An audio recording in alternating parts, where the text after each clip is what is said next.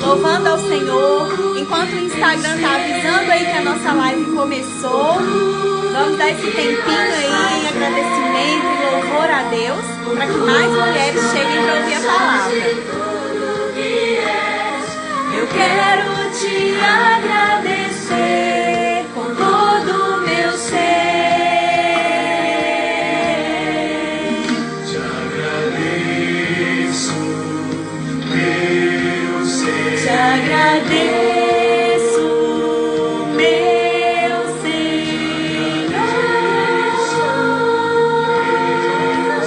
Te agradeço, meu Senhor. Te agradeço por me libertar e salvar, por ter morrido em meu lugar. Te agradeço.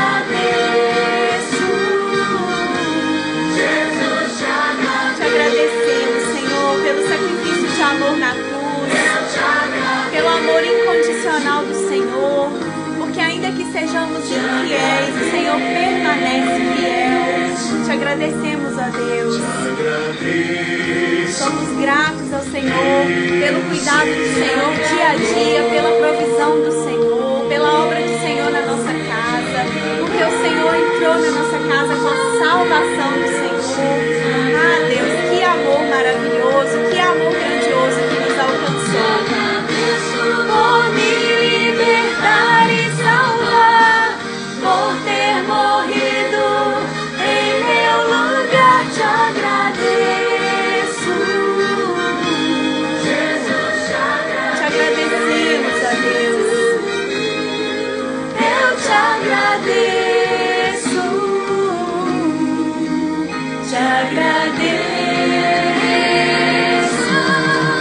te agradeço por me libertar e salvar, por ter morrido em meu lugar. Te agradeço.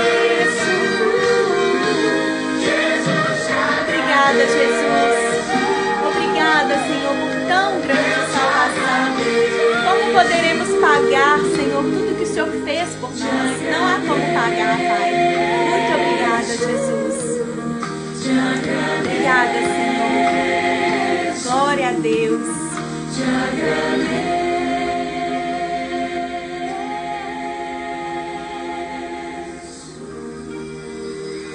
Amém. O Senhor é bom. O Senhor é maravilhoso, né? E se a gente for parar para agradecer, né, tudo que o Senhor faz por nós, a bondade do Senhor, a fidelidade do Senhor com as nossas vidas, nós ficamos até sem palavras, né, por tanto amor. Só um minuto, meninas, deixa eu só consertar um negocinho aqui.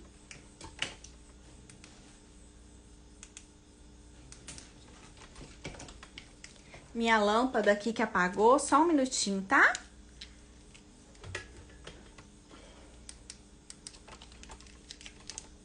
Ao vivo, né, gente? Tem dessas coisas, né? Mas é porque eu acho que tá com algum problema ali. Mas, bom, não tem problema, não. Vamos fazer assim mesmo. Só um minutinho, gente.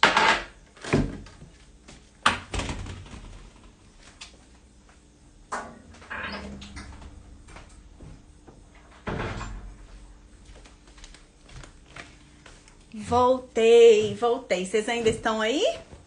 Infelizmente a minha luz não quer funcionar aqui do meu ring light. Aconteceu algum problema aqui, mas tá tudo bem, tudo certo.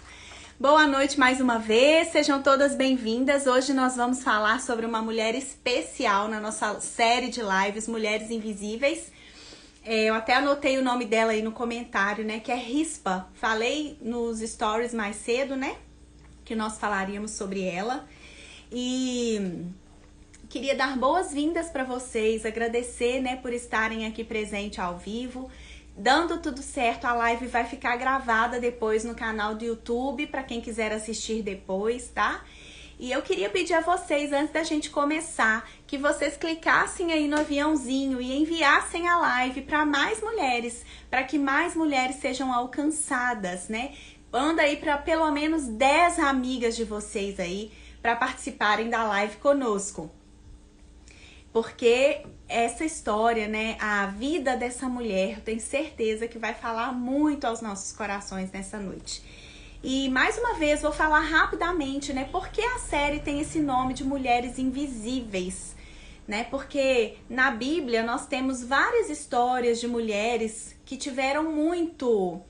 são muito conhecidas, né, que tem uma grande repercussão, como Sara, Débora, Ruth, Raquel, Esther, tantas mulheres preciosas, né, que foram usadas e que muitas pessoas, até mesmo crianças, conhecem a história delas, né, e sabem contar algo sobre a vida delas. Já outras mulheres, muitas não são tão conhecidas, a história delas, né, não são tão conhecidas como as que nós já falamos aqui nessa série, né, que foi Raab está na minha lista.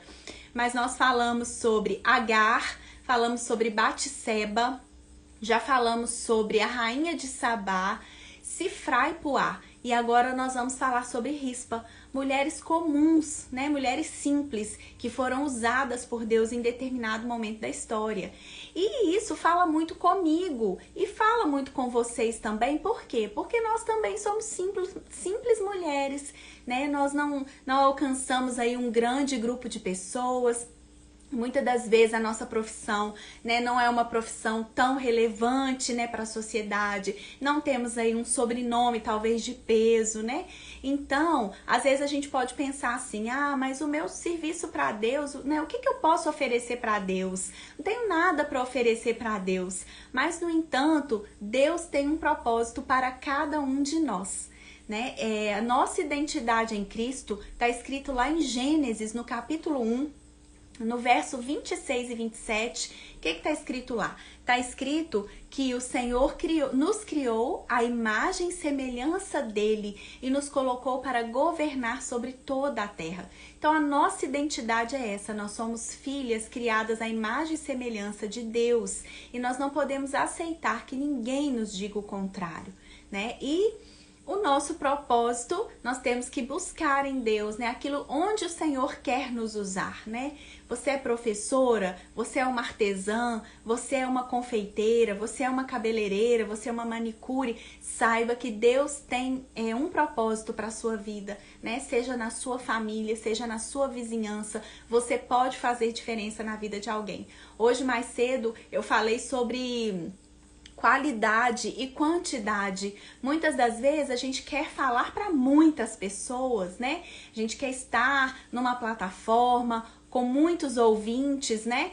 E isso não é certo. Por quê? Porque para Deus, gente, Deus pode fazer na vida de quem Ele quiser, né? Não importa a quantidade que esteja na presença dEle. Se uma pessoa ouvir a palavra e se entregar para o Senhor, Ele pode usar essa pessoa para fazer coisas grandes no reino dEle, né? Então, a gente não tem que se preocupar com quantidade, mas a gente tem que se preocupar sim em falar do Senhor para o maior número de pessoas, em falar do reino de Deus para o maior número de pessoas, em levar a palavra dele para o maior número de pessoas. Essa tem que ser a nossa preocupação. Então, minhas queridas, tô olhando porque tem um bichinho voando aqui. Então, minhas queridas, é isso, né? Por isso que essa série tem o nome de Mulheres Invisíveis. Então, vamos logo falar sobre Rispa, né? Deixa eu mexer aqui mais uma vez, gente, para ver se eu vou conseguir ligar o meu ring light, tá? Só um minutinho. Algum probleminha aqui.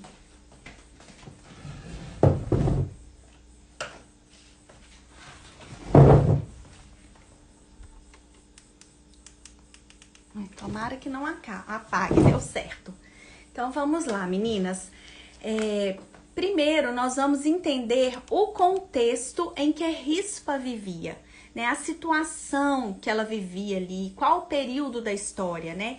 Isso tá no livro de 2 Samuel, no capítulo 21. Tô aqui com a minha Bíblia, ó, e eu vou ler para vocês aqui em 2 Samuel, no capítulo 21, do verso 1 a 9. Olha só o que está escrito. Então veio Davi a Nobe. Não, eu tô em 1 Samuel, gente, desculpa. Deixa eu pegar aqui. 2 Samuel 21, de 1 a 9, ó. Houve em dias de Davi uma fome de 3 anos consecutivos. Davi consultou ao Senhor e o Senhor lhe disse: há culpa de sangue sobre Saul e sobre sua casa, porque ele matou os gibeonitas. Então chamou o rei os gibeonitas e lhes falou: os gibeonitas não eram dos filhos de Israel, mas do resto dos amorreus. E os filhos de Israel lhes tinham jurado poupá-los. Porém Saul procurou destruí-los no seu zelo pelos filhos de Israel e de Judá. Perguntou Davi aos gibeonitas: que quereis que eu vos faça? E que resgate vos darei para que abençoeis a herança do Senhor? Então os gibeonitas lhe disseram: não é por prata nem ouro que temos questão com Saul e com sua casa, nem tampouco pretendemos matar pessoa alguma em Israel.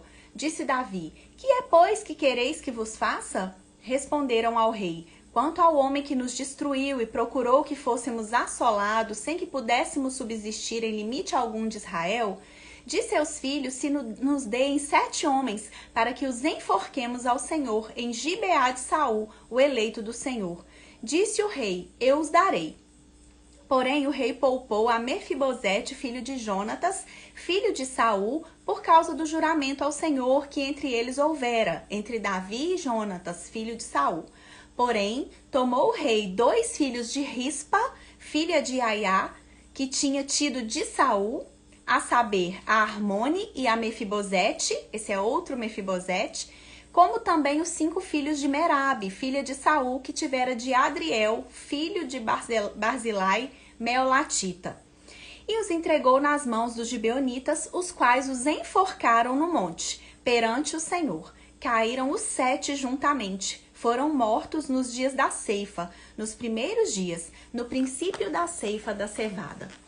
Então, esse é o contexto aqui que Rispa vivia, o contexto da história, né? Olha só o que aconteceu. A Bíblia está nos relatando aqui que houve 3 anos de fome em Israel. Não havia chuvas, então não tinha plantação, então estava sendo 3 anos muito difíceis, de muita fome, tempos difíceis para todos. E aí Davi consultou ao Senhor, né? Senhor, o que está acontecendo, né? E aí no verso 1, a gente lê isso, olha, o que o Senhor respondeu para Davi? Há culpa de sangue sobre Saul e sobre a sua casa, porque Saul matou os gibeonitas. Então, o Senhor deu a resposta para Davi, ó, tá acontecendo isso em Israel porque tem sangue, a culpa de sangue sobre a terra, porque Saul quebrou a aliança que tinha com os gibeonitas. Então Davi chamou os gibeonitas e perguntou para ele: o que vocês querem que eu faça para vocês? Né? A gente vê isso no versículo 3 a 6, eles chamando, né? Os gibeonitas eram um restante do povo amorreu que ficou na terra. E aí Davi falou: o que você quiser que eu faça, eu vou fazer, né? Para que vocês nos perdoem, para que haja perdão e para que a terra volte a produzir o fruto, né? Mas então, olha o que eles responderam, né? Eles falaram assim: olha, nós não queremos prata, nós não queremos ouro, nós também não vamos matar ninguém em Israel. A gente só quer uma coisa, a gente só quer que você nos dê 7 homens, 7 filhos de Saul, 7 homens da descendência de Saul, para a gente enforcar, porque foi Saul que quebrou a aliança conosco. Imaginem a situação de Davi, né? Davi ficou numa situação muito difícil, tudo por conta de uma quebra de aliança de Saul há anos atrás. Mas aí vocês podem me perguntar, né? Por que que Saul quebrou essa aliança? Que pacto é esse que foi quebrado por Saul? Quem eram esses gibeonitas que a Bíblia está falando aqui, né? Isso está lá em Josué, no capítulo 9. Eu vou explicar rapidamente para vocês entenderem por que Rispa entra nessa história, né? Aqui no capítulo 9 fala sobre o estratagema dos gibeonitas.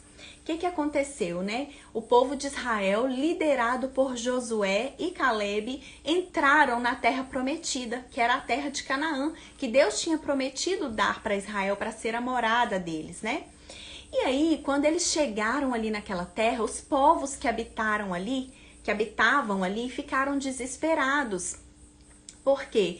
Porque Deus tinha dado uma ordem para Josué, né? Todos os povos da terra, vocês vão matar, vocês vão aniquilar esses povos da terra, porque vocês vão tomar toda a terra que eu estou dando para vocês.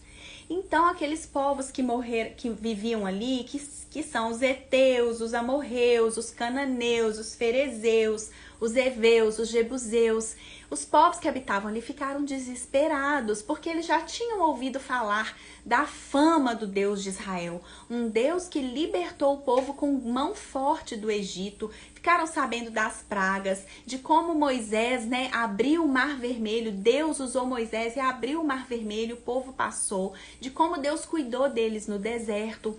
Então eles ficaram apavorados, né?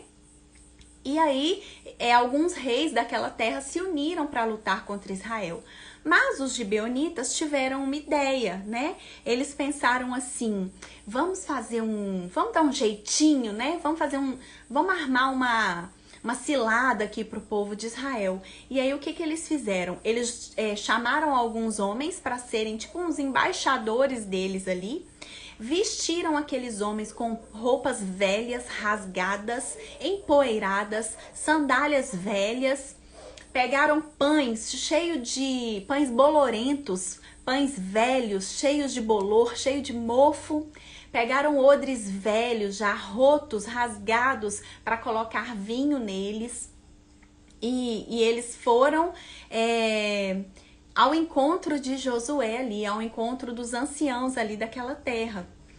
E aí, eles foram fingindo vir de uma terra muito distante, né, fora dos limites da terra prometida, e pediram a eles para fazer aliança com o povo de Israel, né? Eles falaram, olha, a gente quer ter a nossa vida conservada, a gente quer fazer aliança com vocês, queremos ser amigos de vocês, né? Em Josué 9, olha o que fala no verso 3, ó. Os moradores de Gibeão, porém, ouvindo o que Josué fizera com Jericó e com Ai, usaram de estratagema, usaram de astúcia, e foram e se fingiram embaixadores, e levaram sacos velhos sobre os seus jumentos, odres de vinho velhos, rotos, consertados, nos pés sandálias velhas e remendadas, e roupas velhas sobre si. E todo o pão que traziam para o caminho era seco e bolorento. Foram ter com Josué e lhe disseram, chegamos de uma terra distante, fazei, pois, agora aliança conosco. Eles usaram de uma mentira, né, para ganhar ali uma aliança com o povo de Israel. E aí, né, Josué até perguntou, não, mas vocês moram aqui perto de nós. Eles, não, meu senhor, olha a nossa roupa, olha esse pão, nós pegamos esse pão quente quando a gente saiu da nossa terra, e olha como ele já tá duro, seco, bolorento, cheio de mofo, né? Olha os nossos odres de vinho todos rasgados, né? E aí, olha o que fala o verso 14 e 15 de Josué 9. Então os israelitas tomaram da provisão e não pediram conselho ao Senhor. Josué concedeu-lhes paz e fez com eles a aliança de lhes conservar a vida. E os príncipes da congregação lhes prestaram juramento. Então, olha o vacilo que Josué deu, né? Josué não consultou ao Senhor, não perguntou a Deus, Deus, eu posso fazer aliança com esse povo? Eles estão falando verdade? Com certeza Deus falaria com Josué, mas talvez Josué não achou importante aquela questão e ele não consultou o Senhor. E aí, olha o que acontece, e aí fizeram uma aliança com eles, prometeram que não iam matar aquele povo ali, né? Que quando eles chegassem na terra deles, se por algum dia chegasse, eles não iam matar aquele povo. Mas aí olha o que fala o verso 16. Ao cabo de 3 dias, depois de terem feito a aliança com eles, ouviram que eram seus vizinhos e que moravam no meio deles. Olha bem, depois de 3 dias eles descobriram que tudo não tinha se passado de uma astúcia, de um plano dos gibeonitas. E aí já era tarde, né? Porque a aliança já tinha sido firmada, né? E aliança não se voltam atrás. Alianças não são destruídas. Naquela época, uma aliança tinha muito valor, né? Assim como hoje tem, só que o ser humano não tá dando valor para elas, né? Mas naquela época, uma palavra dada, uma aliança feita, jamais podia ser quebrada.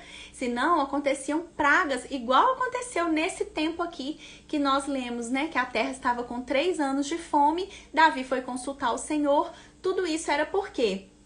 Porque Israel tinha feito uma aliança com os gibeonitas e muitos anos lá na frente Saul quebrou essa aliança, matando, destruindo boa parte do povo dos gibeonitas que moravam em Gibeão, né? E aqui nós já aprendemos algo muito especial, né? Nós aprendemos a seriedade de uma aliança. Olha como é sério isso, gente. A gente deve pensar muito e buscar conselho em Deus antes de fazermos uma aliança com alguém. Seja ela uma sociedade, né, para um negócio. Seja antes de casar. Tem alguém solteira me ouvindo? Se você ainda não se casou, pense muito, tome conselho ao Senhor, porque uma aliança jamais pode ser quebrada. A aliança que nós firmamos com o nosso cônjuge, ela é até que a morte nos separe, tá? Pense muito também antes de romper um casamento, antes de assinar os papéis de um divórcio. Pense muito antes, porque alianças são para ser respeitadas, né? Então a aliança é algo muito sério diante de Deus. E aí, depois lá na frente, né, Josué fez essa aliança com os gibeonitas. E aí, lá na frente, Saul, num ato de fúria dele, matou os gibeonitas. E aí, gente, 30 anos depois que Saul matou os gibeonitas, Deus cobrou. A cobrança veio, tá, gente? A cobrança vem, a conta chega. Tudo que a gente faz, nós somos cobrados, temos consequências dos nossos atos, né? A gente pode escolher o caminho que a gente quiser, mas nós nos tornamos prisioneiros das consequências. E aí, a terra sofreu, foram 3 anos de fome. Então, Davi ficou numa situação complicadíssima, ele teve que escolher 7 homens descendentes de Saul. Ele poupou Mefibosete, que era neto de Saul, filho de Jonatas, que era um grande amigo de Davi, mas ele pegou 2 filhos de Rispa, né, que Rispa era uma concubina de Saul, né, e ela teve 2 filhos com ele.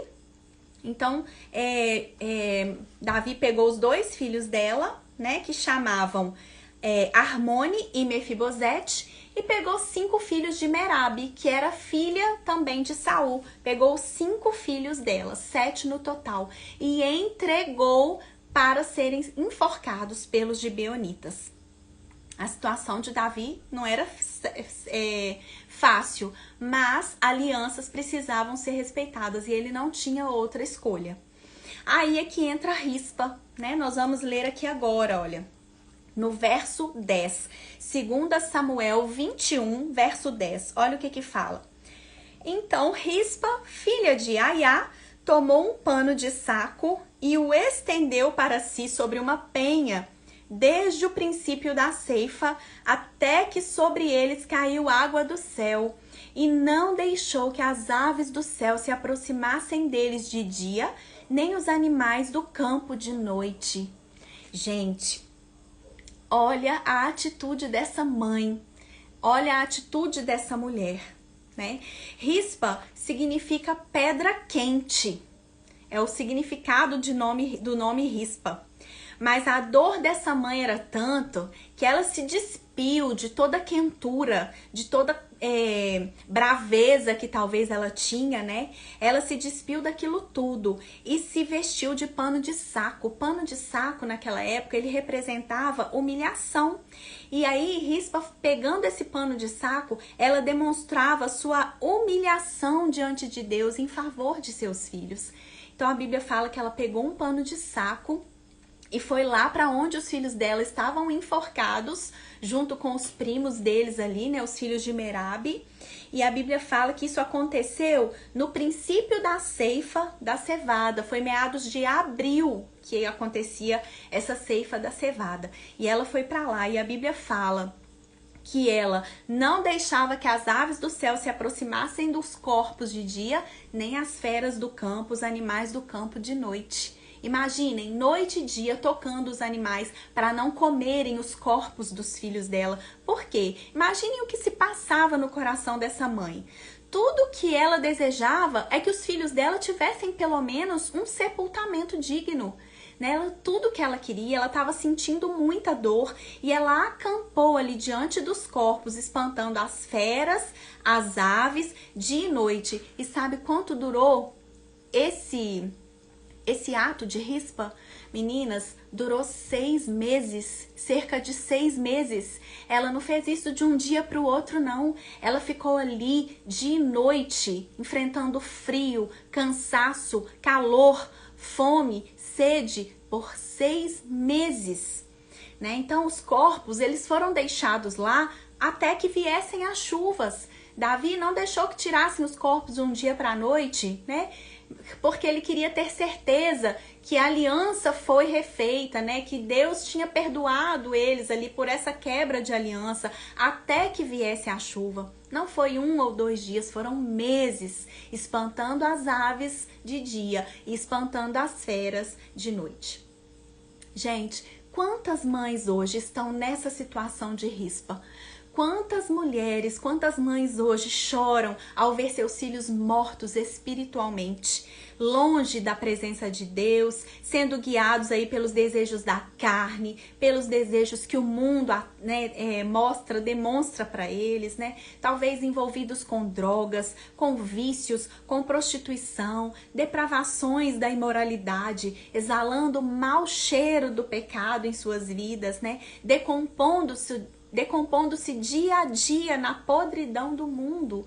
Quantas mães choram por filhos desviados dos caminhos do Senhor, por filhos que não se rendem ao governo de Cristo, Aquela mãe ali, Rispa, foi vendo os filhos dela se decompondo, se deteriorando, dia após dia, cheirava mal, mas ela não abriu mão, ela espantava dia e noite as aves, os animais, porque ela queria dar algo melhor para os filhos dela. E hoje isso acontece. Quantas mães estão aí em batalha, orando dia e noite sem cessar, clamando para que Deus tire os seus filhos dessa decomposição que o pecado traz e os livre das aves, das feras. Mulheres que sentem a mesma dor de Rispa todos os dias, mas estão ali firmes no seu papel de mãe, orando pelas madrugadas, muitas vezes chorando, crendo no impossível e no milagre de Deus. As aves, meninas, elas se referem a demônios. A Bíblia, ela se interpreta a si mesmo. Olha o que está escrito lá em Mateus. Mateus, no capítulo 13, o Evangelho de Mateus, é o primeiro livro do Novo Testamento. No capítulo 13, Jesus fala sobre a parábola do semeador.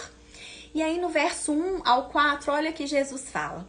Naquele mesmo dia, saindo Jesus de casa, assentou-se à beira-mar, e grandes multidões se reuniram perto dele, de modo que entrou num barco e se assentou, e toda a multidão estava em pé na praia. E de muitas coisas lhes falou por parábolas, e dizia: Eis que o semeador saiu a semear. E ao semear, uma parte caiu à beira do caminho, e vindo as aves, a comeram. Aí, lá no verso 18, Jesus interpreta essa parte aqui. né? Porque os discípulos chegaram para ele e falaram: por que o Senhor fala para eles por parábolas, né? Aí Jesus falou: olha, a eles é dito por parábolas, mas a vocês eu vou explicar o significado. E aí no verso 18 ele fala assim: atendei, pois, a parábola do semeador. A todos os que ouvem a palavra do reino e não a compreendem, vem o maligno e arrebata o que lhes foi semeado no coração. Este é o que foi semeado à beira do caminho. Então, essa semente que ele falou lá no verso 4, né? Que uma semente do semeador caiu à beira do caminho e vindo as aves a comeram. Aqui ele interpretou, né? Aqueles que ouvem a palavra, mas não compreendem, não entra, né, no coração, na mente deles a palavra. Olha o que acontece. O maligno, ou seja, demônios, vêm e arrebata o que lhes foi semeado. Este é o que foi semeado à beira do caminho. Então, quando a Bíblia fala aqui que rispa espantava as aves do céu, nós podemos dizer que são os demônios, né? A Bíblia fala que o diabo fica ao nosso derredor, buscando uma brecha para entrar. Né? Então, nós devemos orar e proteger os nossos filhos dos demônios que tentam tirá-los dos caminhos que nós ensinamos a eles. Quantas mães que estão aqui comigo, quantas mais que vão ouvir, que oram, né, há anos orando por seus filhos, pela conversão de seus filhos, né, para que seus filhos se rendam ao governo de Cristo, para que seus filhos entreguem suas vidas para o Senhor. Né? E ali orando para que os demônios, né, para que o diabo não arranque a palavra, né, que foi semeada no coração deles. Então, para você, minha querida amiga, que seu filho está bem, né? Talvez seu filho está caminhando em Deus, está firme aí nos princípios da palavra de Deus, mas ainda assim você deve se levantar como rispa e orar incessantemente para que os demônios não achem brecha para entrar, para lançar setas, para lançar tentações na mente dos filhos de vocês. Né? Nós devemos estar atentas, vigilantes, orando, né? O tempo todo, 24 horas orando, expulsando essas aves, né? Rispa expulsava as aves, porque com aqueles corpos ali apodrecendo, se decompondo, as aves vinham e pegavam ali um pedaço, furavam o olho, pegavam um pedaço de carne, e aquele sangue que ia se derramar ali, o cheiro atrairia as feras do campo, e aí as feras viriam e despedaçariam os filhos, e não sobraria nada para ser enterrado, e aquela mulher queria dar um enterro digno para os filhos dela, então por isso ela lutava com as aves. E nós também temos que estar ali lutando, né, em Deus, clamando, protegendo, erguendo um muro ao redor dos nossos filhos, para que demônio nenhum venha arrancar a palavra que foi semeada no coração deles, né? Você tem prestado atenção sobre o que seus filhos têm assistido na TV? Vocês têm prestado atenção sobre o que seus filhos têm assistido no YouTube? Quais youtubers que eles seguem, que eles idolatram, que eles amam? Né? Você tem prestado atenção em quais jogos seus filhos têm jogado, sejam nos Playstations da vida, sejam no próprio celular, nos computadores, né? Quem são os amigos dos seus filhos? Sobre o que eles conversam? Porque se as aves do céu falam dos demônios, as feras do campo falam sobre as más companhias. A Bíblia fala que as más conversações corrompem os bons costumes. Então, minha querida, nós temos mesmo que clamar, né? Senhor, eu protejo a vida do meu filho, traga bons amigos para caminhar com ele, amigos que amem ao Senhor, amigos que já se entregaram, que têm temor no coração pelo Senhor, amigos que honram seus pais, suas mães, né, que honram suas famílias, homens, mulheres, né, honestos, né, com princípios e valores, né? Então nós temos que estar atentos a tudo, ainda que seu filho seja uma criança, você precisa estar atenta, o que ele tem visto, sobre o que ele tem conversado com os amigos deles, fique atenta, peça a Deus discernimento, né? E não deixe de orar e não deixe de ministrar a palavra para os seus filhos, né? Para que a palavra entre no coração deles e para que quando eles cresçam não venham se desviar dos caminhos. Então, meninas, nós precisamos estar atentas. E com a vida de Rispa, nós aprendemos várias lições. Várias lições aprendemos com essa atitude dessa mulher. Primeira lição: o amor de mãe é incondicional, não é verdade? Quem é mãe aqui vai poder confirmar isso, né? Você é mãe? Escreve aí. Quem é mãe, escreve eu, para eu saber quantas mães eu tenho comigo aqui agora. E nós vamos realmente concordar com isso, né? Que o amor de mãe, ele é incondicional. Você é mãe? Escreve aí pra mim.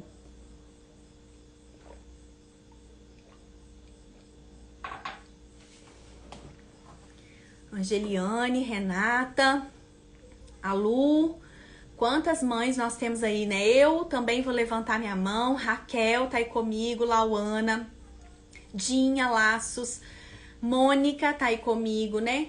A Desimar também é mãe. Nós podemos concordar, não é verdade? Que amor de mãe é incondicional. Gente, o amor de uma mãe, olha que frase linda de Teresa Tete, olha o que ela escreveu. O amor de mãe é aquele que nunca se esgota, nem mesmo quando o filho escolhe trilhar caminhos tortuosos, transformando sua paz em aflição. Por mais que os filhos de Rispa tinham participado da morte dos gibeonitas, né? Por mais que eles tenham ajudado Saul, né, o pai deles, a matar os gibeonitas, ela os amou mesmo assim e os velou por 6 meses. Por 6 meses, gente, não foi um dia ou 2, uma semana, foram meses espantando as aves de dia e as feras de noite, porque ela queria dar um enterro digno para os seus filhos, né? E por mais que eles tenham feito coisas erradas, ela os amou mesmo assim. Isso é o amor de uma mãe. A gente nunca desiste. A gente nunca desiste. A gente pode ficar cansado da batalha. Tem dias que dá tristeza, dá desespero, parece que não tá surtindo efeito, mas mãe fica ali, firme. Basta a gente olhar para as filas, nos horários de visitas, nos presídios. Não sei se você já passou numa fila de um presídio no horário de visita. Dificilmente a gente vê um pai na fila, mas mãe, ó, a gente vê aos montes.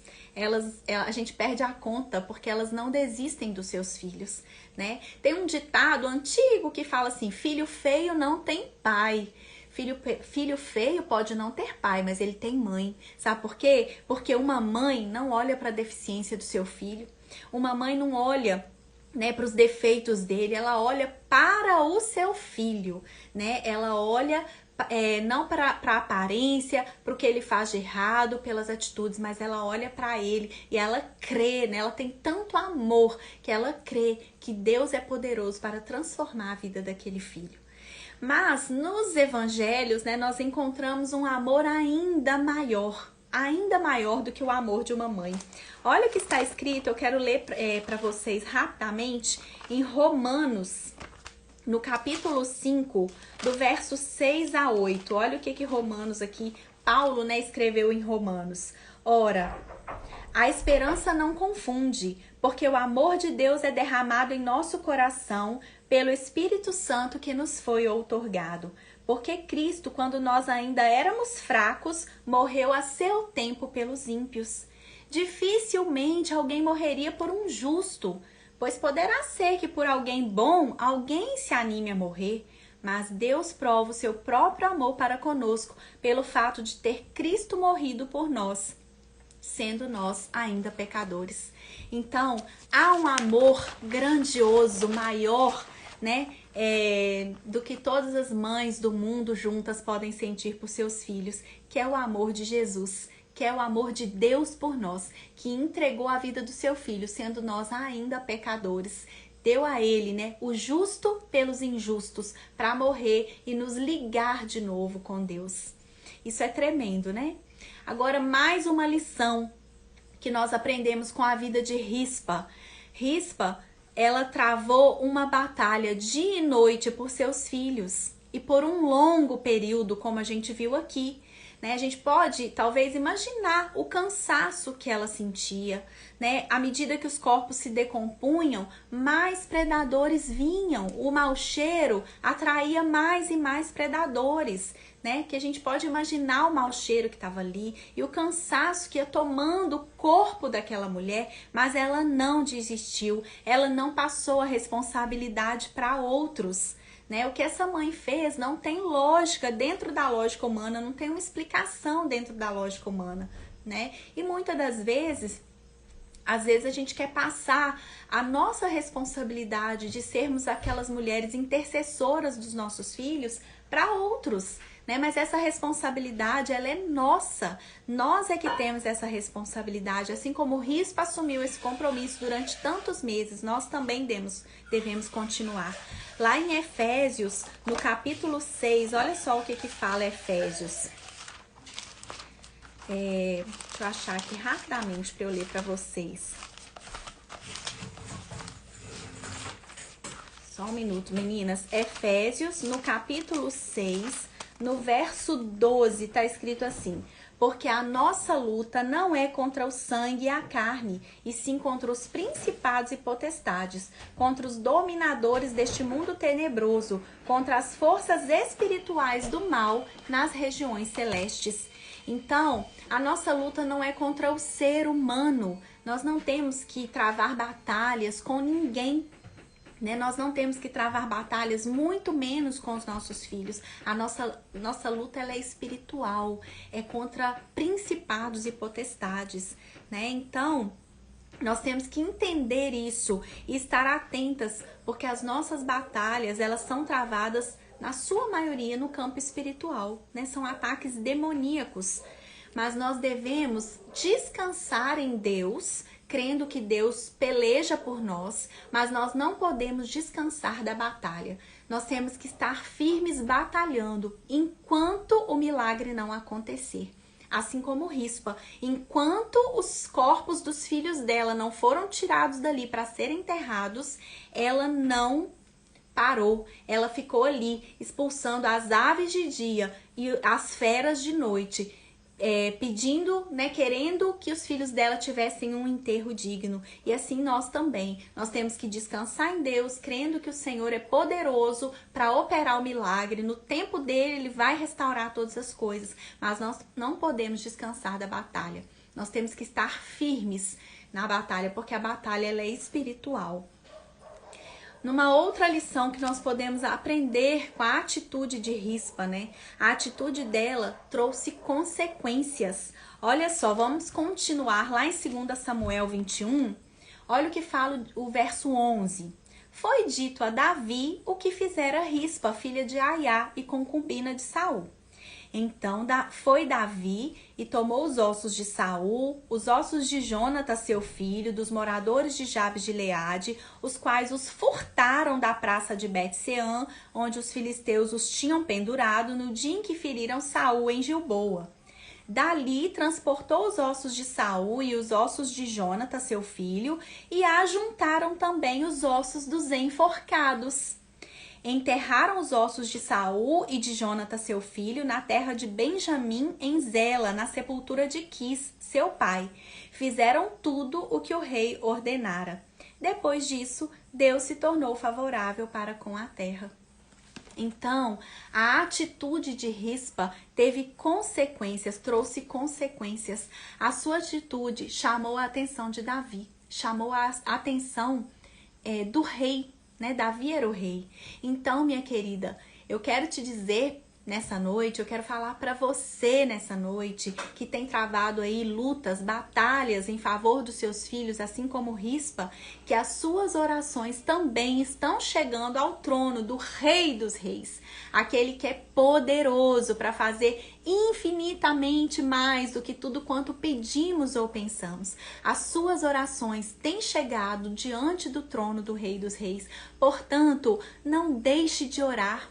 Não desista, não pare de crer, não pare de lutar, não pare de orar, não pare de adorar, não pare de chorar, não pare de bater na porta, porque as suas orações têm chegado aos ouvidos do Pai, aos ouvidos do Rei dos Reis. Lembre-se que enquanto há vida, há esperança. Então nós não podemos perder as forças, ainda que estejamos... talvez os filhos, né, nossos filhos estejam em estado avançado de decomposição espiritual, assim como os filhos de Rispa estavam em um alto grau de decomposição. creia, porque para Deus não há impossíveis. Ainda que outros digam, para de orar, isso é um caso perdido. Ainda que falem isso para você, creia. Lá em Marcos, no capítulo 5, nós vemos Jairo indo atrás de Jesus, falando para ele, minha filha está muito doente, vem comigo na minha casa e ore por ela. E aí Jesus indo com ele, no meio de uma multidão, vem alguns oficiais de Jairo e fala assim, não incomoda mais o mestre não, porque a sua filha morreu. Mas olha o que Jesus falou para ele, creia somente. Eu vou até ler para vocês aqui, rapidamente, Marcos, no capítulo 5, Evangelho de Marcos, no capítulo 5, no verso 36.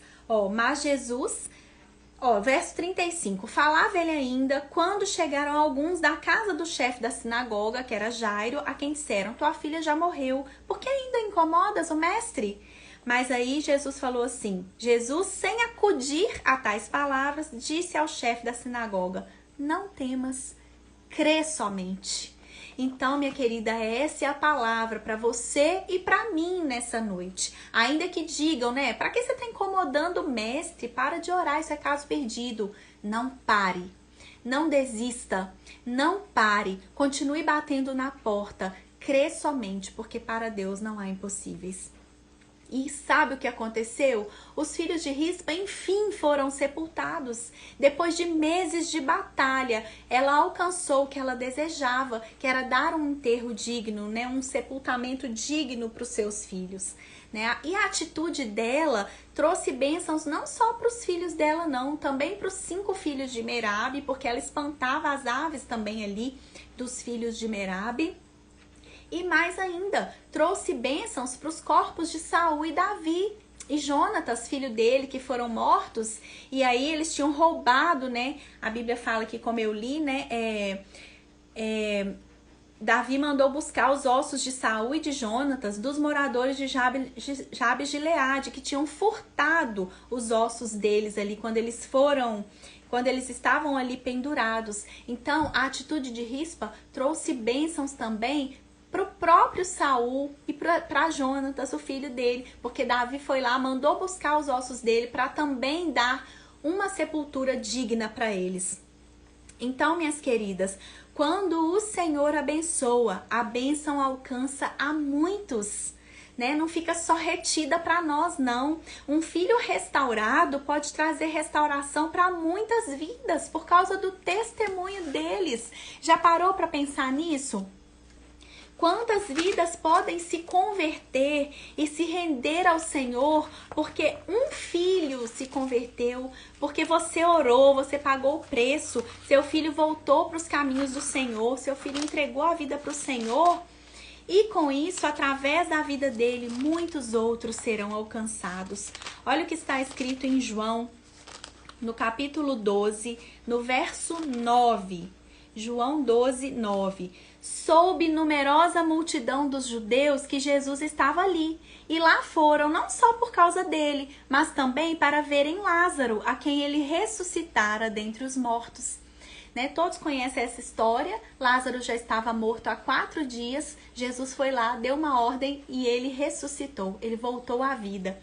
E aí muitas pessoas foram para lá para ver Jesus, mas também para ver Lázaro, e muitos criam, muitos dos judeus, por causa dele, voltavam crendo em Jesus.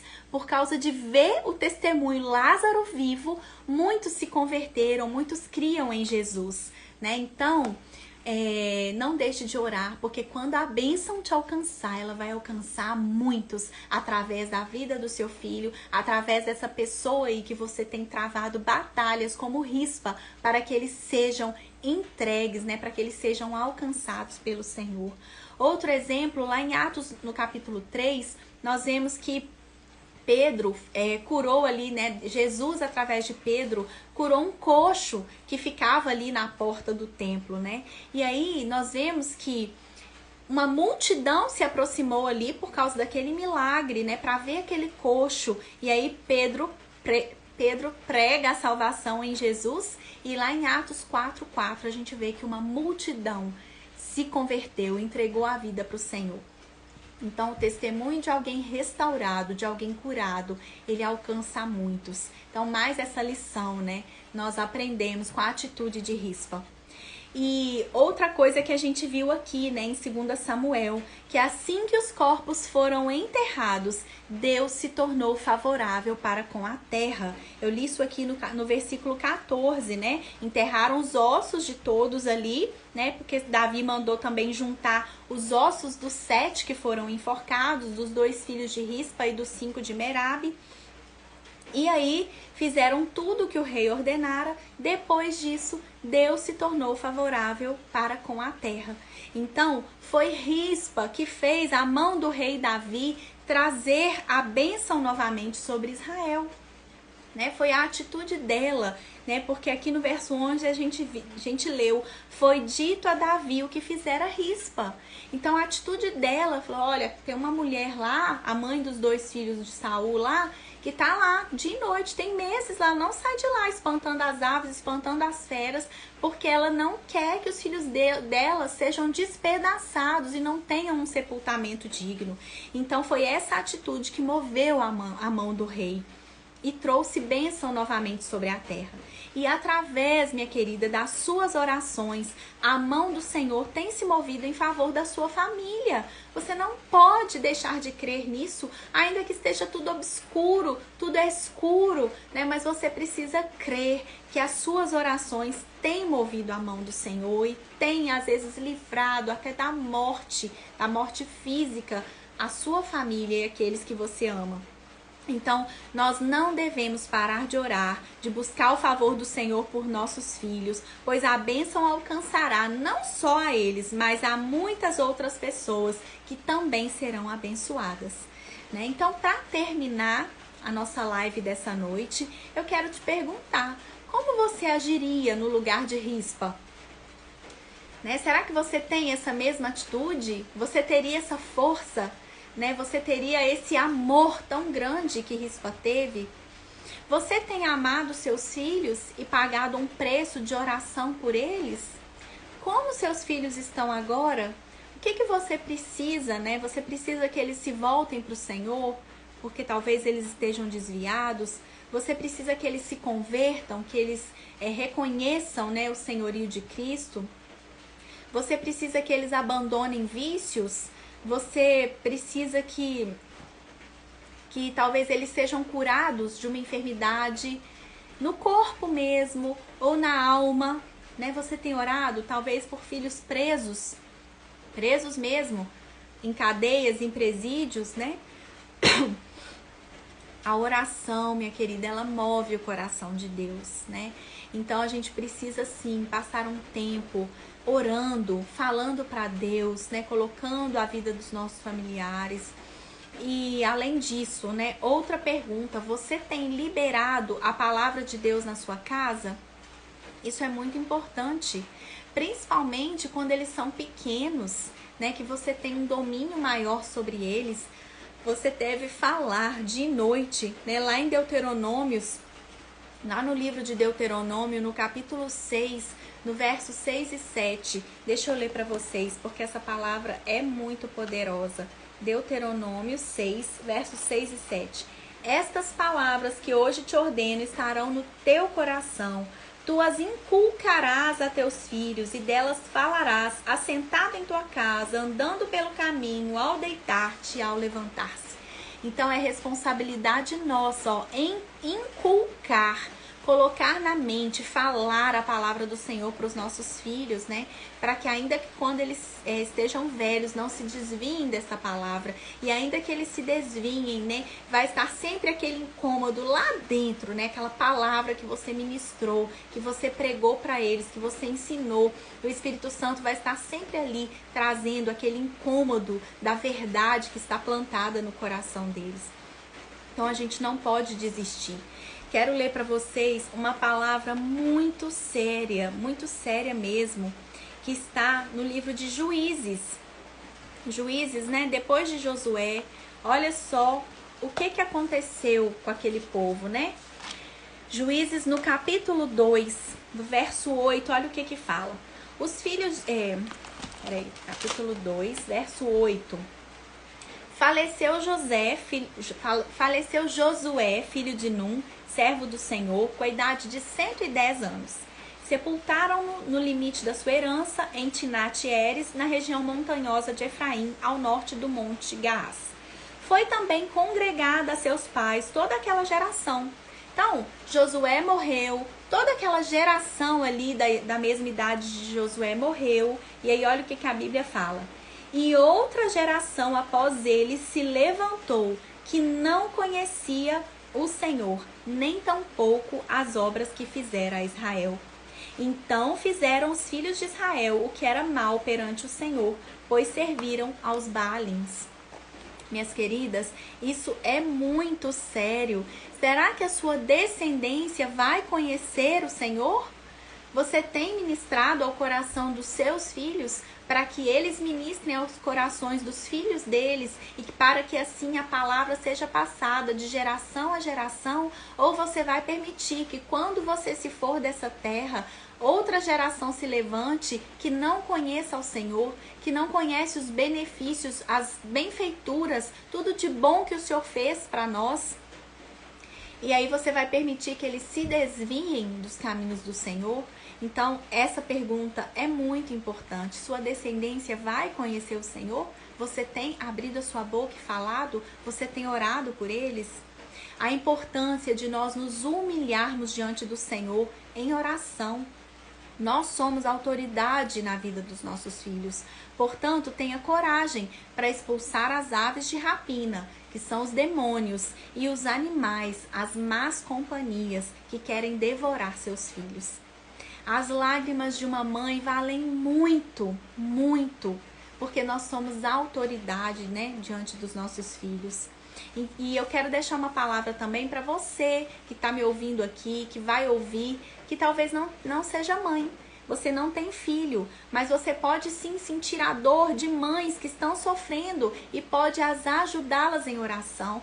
Seja aí os braços que vão segurar aí, os braços de Moisés, né, que a Bíblia fala que Josué estava lá lutando e Moisés foi para o monte. Quando o braço dele ficava erguido, o povo vencia. Quando o cansaço ia batendo e os braços dele ia caindo, 2 homens levantavam o braço dele e assim o povo prevalecia na guerra. Então você pode, minha querida, ser o braço de mães que estão sofrendo, que estão pagando o preço de oração, mas que estão cansadas. Sustente essas mães em oração, ajude a elas em oração, seja o suporte dessas mães, né? Você pode também orar, né, por parentes, por um irmão, por um sobrinho, por alguém que está aí precisando, por seu marido, talvez. Mas seja uma guerreira de oração, né? Eu quero terminar lendo para vocês uma história, uma ilustração, né, que eu li e que falou muito comigo, né? E que explica um pouco, né, o sentimento, o amor que habita no coração de uma mãe. Conta-se que era costume no Japão antigo, quando os pais atingissem uma idade improdutiva, os filhos deveriam levá-los a uma grande floresta e abandoná-los. Certa vez, um filho teve incumbência de levar a sua mãe a uma floresta e a deixar lá para morrer. Em meio a galhos espinhosos e uma floresta densa, ele ia à frente de sua mãe, que com dificuldade o seguia a passos lentos devido ao peso de sua idade. Depois de caminhar várias horas, ele olhou para trás e observou que sua mãe estava quebrando pequenos galhos que marcavam o caminho de volta. Ele parou de caminhar e repreendeu sua mãe de forma dura e sem nenhuma demonstração de afeto. Mãe, você está quebrando os galhos para marcar o caminho e poder voltar? A senhora não sabe que eu tenho que cumprir a tradição do nosso povo? Se eu não fizer, eu serei severamente castigado? A velha senhora, que já não enxergava bem e caminhava lentamente devido à sua idade, respondeu de forma doce e calma. Meu filho, estou quebrando os galhos para marcar o caminho de volta, para que você não se perca ao retornar. sensibilizado pela atitude da mãe, ele a trouxe de volta e disse que sofreria qualquer castigo, mas que jamais poderia deixar a sua mãe na floresta para morrer. A história ganhou popularidade e chegou ao imperador, que baniu para sempre esse costume. Então, minhas queridas, esse é o amor de uma mãe. Esse é o amor que habita, né, no coração de uma mãe. Uma mãe jamais desiste. Uma mãe não pensa em si. Uma mãe quer o bem para os filhos. Uma mãe tira da boca para dar para os filhos. Uma mãe não olha a aparência. Uma mãe não vê apenas os gestos rudes, as atitudes ruins, a podridão que muitas vezes o seu filho está exalando. Mas a mãe vê o filho, aquele bebezinho que ela carregou no ventre, que ela amamentou, que ela cuidou, que ela ensinou a caminhar, que ela ensinou a falar, que ela cuidou com tanto carinho na fase da pré-escola, protegeu muitas vezes, curou machucados. Então, uma mãe nunca desiste. Esse é o amor de uma mãe. Então, que nessa noite a atitude de Rispa, né, possa falar profundamente ao nosso coração. E que todo o cansaço que talvez esteja nos tomando, né, nós possamos colocar diante do Senhor para que Ele nos fortaleça e para que a gente permaneça firme, lutando, clamando e crendo. Há uma parábola na Bíblia que Jesus contou de uma viúva que todos os dias batia na porta de um juiz iníquo. Era um juiz mau, mas todo dia ela batia na porta dele. Ei, juiz, julga minha causa. Juiz, juiz, julga minha causa. E aquele juiz iníquo não estava nem aí para ninguém. Mas de tanto aquela viúva bater, de tanto ela bater, de tanto ela pedir, ele falou assim: eu vou atender logo a causa dessa mulher para ela deixar de me importunar. Imagina, minha querida, se um juiz iníquo, um juiz mau, ele parou para atender a insistência daquela viúva. O que dirá do nosso Deus, que é um juiz maravilhoso, que é um juiz que julga retamente, que é um juiz amoroso, um juiz que ama, que cobra sim as nossas atitudes, mas que ama incondicionalmente. O nosso Deus, ele não ama se, ele não ama quando, ele não ama porque, ele ama incondicionalmente. Que dirá se nós formos dia após dia, madrugada após madrugada, vencendo o sono, vencendo o cansaço, vencendo a tristeza, vencendo o medo, vencendo tudo, vencendo as palavras que vêm, né, de outras pessoas, né, te criticando, te julgando, né, falando assim: foi você, culpa é sua, você não soube criar seus filhos, né? Mas sobretudo, né, nós ainda assim nós ficamos firmes, né, permanecemos firmes lá diante de um justo juiz. Que dirá esse juiz? Não vai ouvir o clamor do nosso coração, o clamor de uma mãe. Então, minhas queridas, que essa palavra, né, continue falando ao seu coração.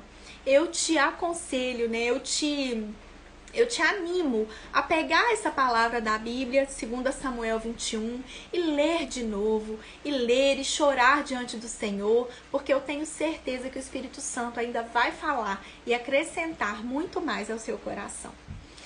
É isso, meninas, que eu tinha para entregar para vocês. Essa palavra falou muito ao meu coração. Eu tenho certeza que vai abençoar muitas mães, muitos pais que estão aí clamando, né, em favor de filhos, em favor de sobrinhos, em favor de amigos de filhos, né, em favor de irmãos, de maridos, né, nos lembrando, né, que nós não podemos descansar da batalha enquanto nós não movermos o coração do Rei, a mão do Rei, que é o nosso Senhor. Então, eu quero agradecer, né, a vocês pela companhia. Vou salvar essa live no final para deixar salvo lá no YouTube. Se você ainda não se inscreveu, o link está aqui na minha bio do Instagram. É só você clicar. E aí você se inscreve lá no canal. Dá o like, viu, gente? Assiste tudo, porque as horas assistidas contam. O like que você der ali conta. O comentário que talvez você fizer.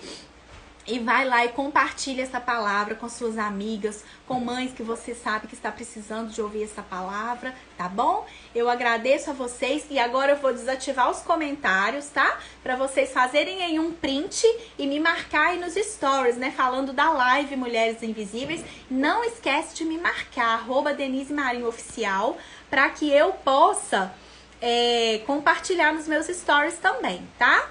Então vamos lá. 1, 2, 3 e... Fizeram o print? Vou contar mais uma vez, que é pra vocês não me pegarem de boca aberta. Então vamos lá. 1, 2, 3 e... Isso, meninas. Muito obrigada, viu? Pelo carinho de vocês. Vocês que entraram no finalzinho, né? Não deixe de assistir. Essa palavra é tremenda, gente. Deus vai falar muito ao coração de vocês. Muito obrigada pela companhia. Beijinho. Se o nosso lindo e maravilhoso Deus permitir, quinta-feira eu vou estar com vocês fazendo outra live, falando de outra mulher invisível. Lauana falou aqui que não saiu os comentários. Gente, então faz o print com os comentários mesmo. Não tem problema não, tá? Faz o print com os comentários mesmo, mas me marca lá nos stories para que mais pessoas vejam, né? E mais pessoas venham para assistir a live e sejam abençoadas. Tá bom, meninas? Beijinho para vocês e até a próxima.